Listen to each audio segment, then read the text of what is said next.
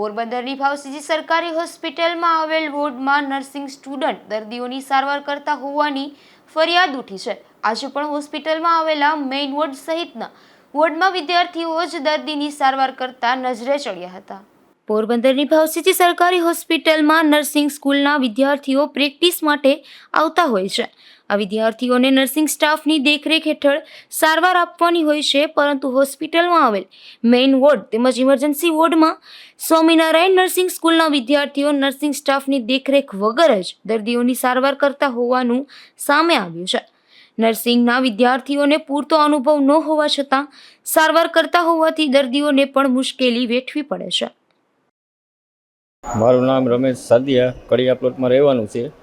મારા બાપા અહીંયા 5-6 દિવસ થયા એમરજન્સી રૂમમાં પેરેલાઇસનો હુમલો આવેલ છે, તો ત્યાં એડમિટ છે।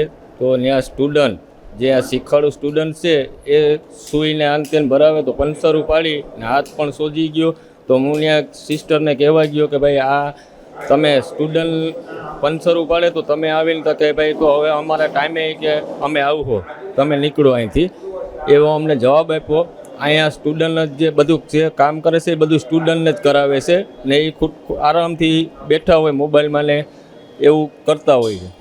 હોસ્પિટલમાં ઇમરજન્સી વોર્ડમાં એક દર્દીના પરિવારે નર્સિંગના વિદ્યાર્થીઓને સારવાર કરવાની ના પાડી હતી, ત્યારે નર્સિંગ સ્ટાફ દ્વારા સારવાર કરવામાં સમય લાગશે તેવો જવાબ પણ આપી દેતા દર્દી મુશ્કેલીમાં મુકાયા હતા। અશોક થાનકી, ગુજરાત ન્યૂઝ, પોરબંદર।